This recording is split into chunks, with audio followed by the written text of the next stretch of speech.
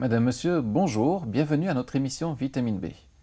B pour Bible, mais aussi pour Béthanie, ce petit village de la périphérie de Jérusalem où nous nous rendons pour rencontrer Lazare, Marthe et Marie, et plus particulièrement aujourd'hui Marthe.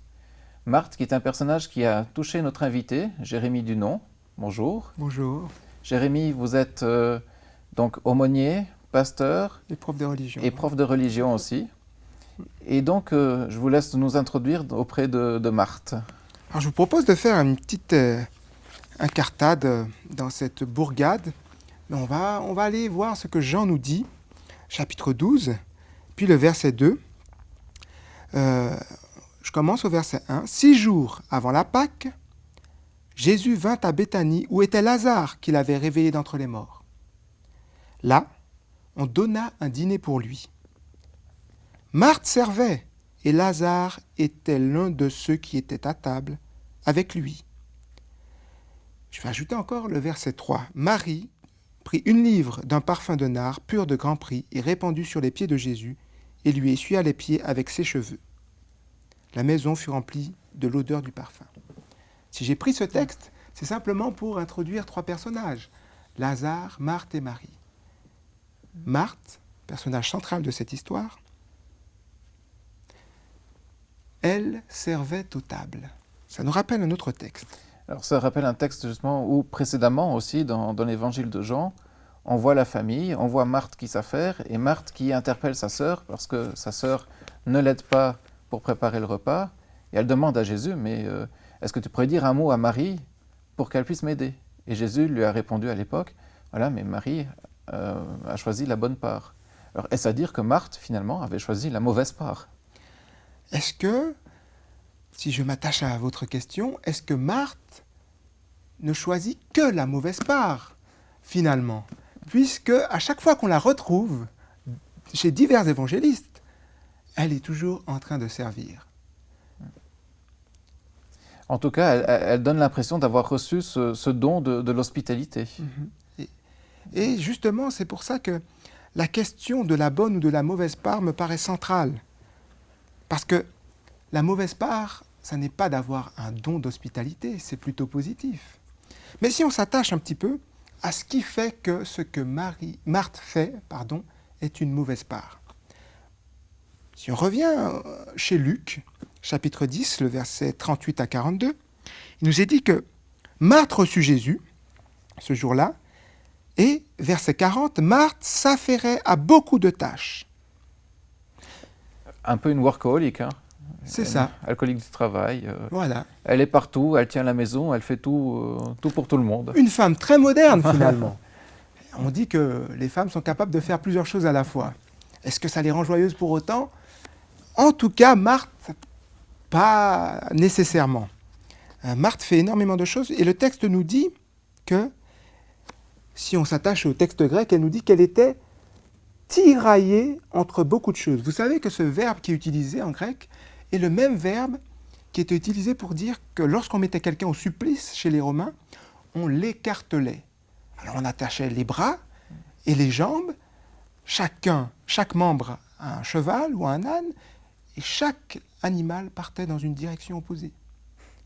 Oui, donc on a l'impression, alors que d'après l'évangéliste, d'après l'auteur de ce récit, qu'en fait c'était une torture pour Marthe que de s'affairer dans la maison.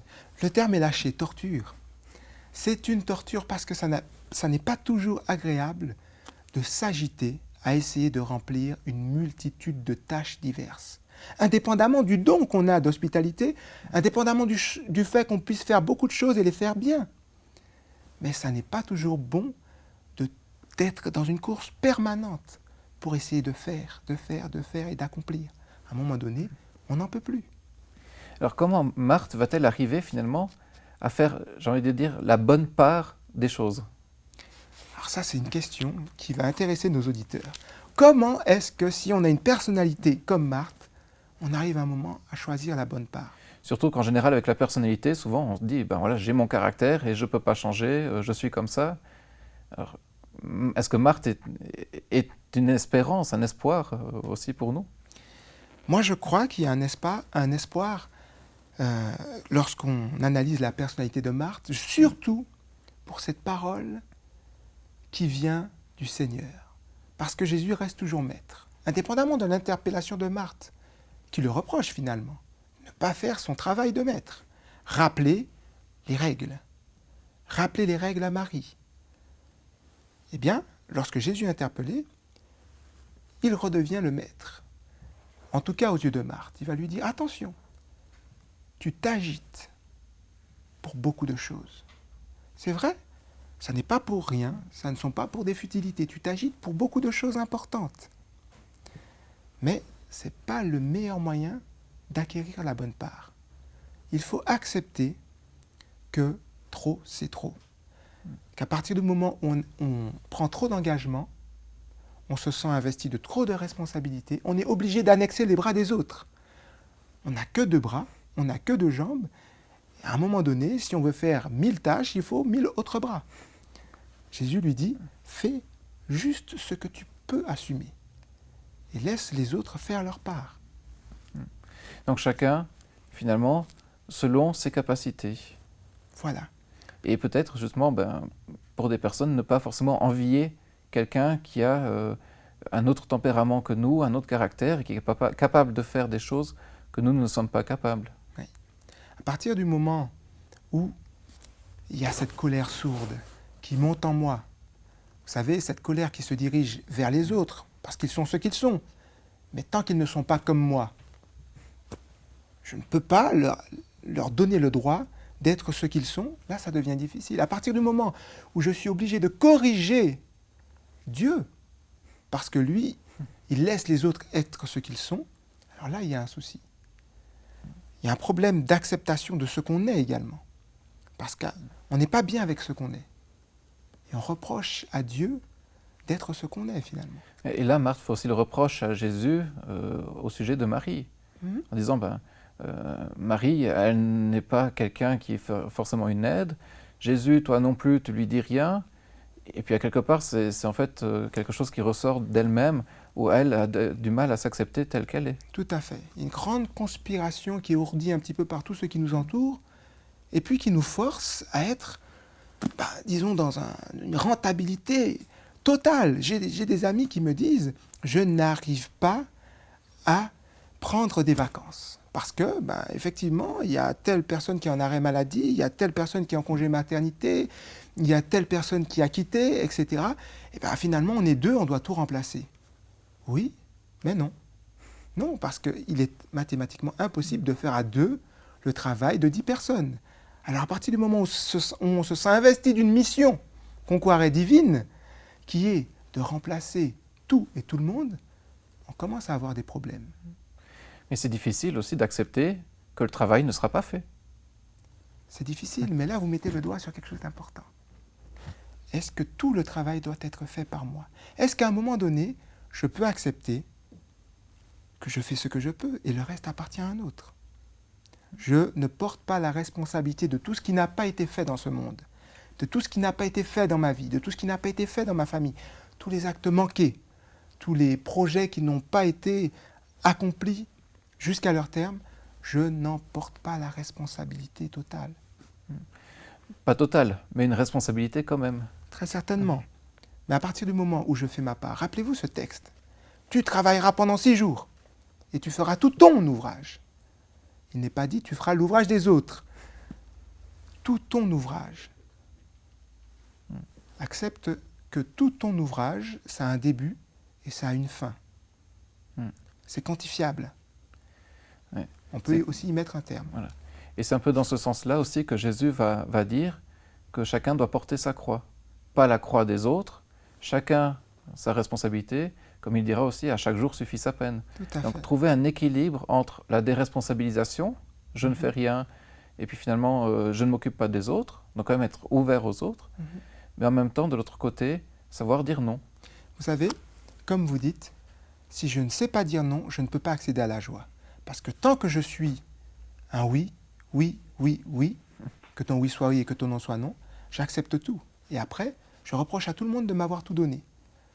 À partir du moment où je sais dire non, je pose des limites. Je pose des limites aux autres et je pose des limites à moi-même. Et une fois que mon travail est terminé, je rentre dans la joie du bénévolat, je rentre dans de la joie d'autres choses, du loisir, etc. Mais tant que je n'ai pas mis de limite, je suis toujours dans le travail et dans la rentabilité. Donc trouver un équilibre de vie finalement. Et autant Marie n'avait peut-être pas cet équilibre de vie, autant Marthe ne l'avait pas non plus. Et en fait, ce texte n'est pas là pour nous dire, ben voilà, Marthe est meilleure que Marie ou Marie est meilleure que Marthe, mais chacune dans son domaine devait trouver son équilibre. Exactement. Et je pense que ce sera le mot de la fin. L'équilibre, c'est la chose la plus dure à trouver dans notre monde. L'équilibre. Il faut beaucoup de sagesse pour trouver l'équilibre. Il faut beaucoup de temps. Il faut passer par des étapes comme ça où Jésus vient. Et avec une parole, il intervient et il dit attention, là tu as besoin de trouver l'équilibre. Et avec l'équilibre arrive la joie. Et quand la joie est là, j'ai choisi la bonne part. Je sais que je suis dans la bonne part. Parce que rendre service au Seigneur, c'est une bonne part. Mais avec joie, avec joie. Est-ce que finalement Marthe a-t-elle trouvé l'équilibre? Je pense que avec le temps, avec un ami tel que le Seigneur qui vient ponctuellement, on voit que dans les évangiles, il vient, il revient dans cette maison, ce sont des amis proches. À partir du moment où elle apprend à écouter, elle apprend à entendre, eh bien, je pense qu'elle finit par trouver cette joie du service, mais un service cadré. Et justement, on arrive sur le texte qui a été lu au début. Elle servait aux tables, mais sans s'affairer à toutes sortes de choses. Elle n'était plus tiraillée. Exactement. Alors, mesdames et messieurs, si vous aussi vous recherchez l'équilibre, n'hésitez pas à demander à Dieu, à ce Christ aussi, de vous montrer comment être équilibré dans votre vie, à savoir dire oui pour aider les gens, mais aussi à savoir dire non quand cela vous tiraille. Merci Jérémy Dunon pour cela. Merci. Et chers téléspectateurs, je vous donne rendez-vous pour une prochaine vitamine B tout bientôt. Au revoir.